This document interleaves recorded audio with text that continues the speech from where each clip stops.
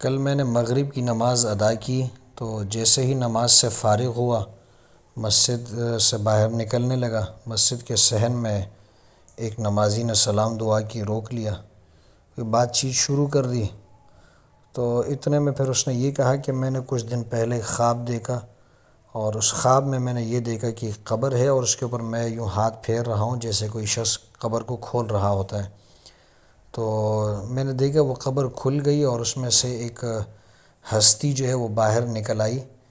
کالا عمامہ اس نے پہنا ہوا ہے اور بڑے بڑے بال ہے، اور کہنے لگا جیسے میں نے رسول اللہ صلی اللہ علیہ وسلم کے متعلق سیرت کی کتابوں میں پڑھا تھا یا علماء سے سنا تھا، اس طرح کا مجھے حلیہ جو ہے بالکل اس سے ملتا ہوا نظر آیا۔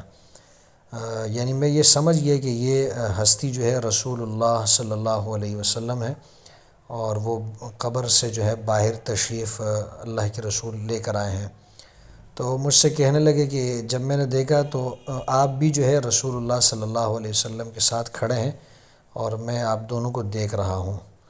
تو کہنے لگا کہ میں سوچ رہا تھا کہ یہ خواب میں ضرور آپ کو سناؤں گا کہ یہ کیا ہے۔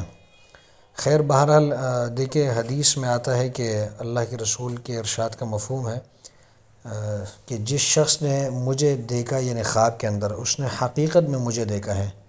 اس کی وجہ یہ ہے کہ شیطان جو ہے وہ رسول اللہ صلی اللہ علیہ وسلم کی شکل میں نہیں آ سکتا۔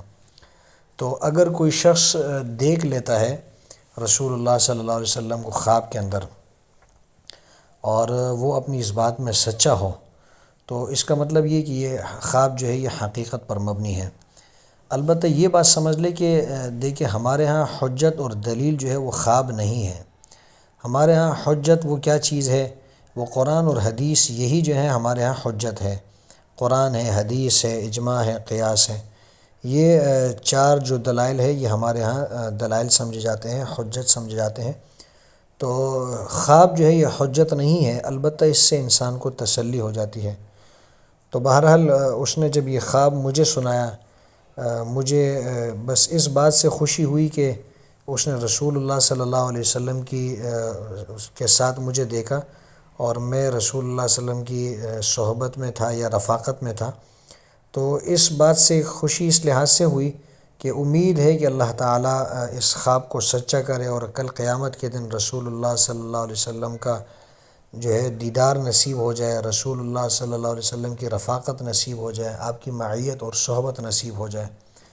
تو اللہ کرے یہ خواب ایسا ہی ہو جیسے اس نے دیکھا ہے، اور دنیا میں رسول اللہ صلی اللہ علیہ وسلم کے روضہ مبارک کی حاضری نصیب ہو جائے، اور اسی طرح خواب کے اندر رسول اللہ صلی اللہ علیہ وسلم کا دیدار ہو جائے۔ تو اس سے بڑی سعادت کیا ہو سکتی ہے؟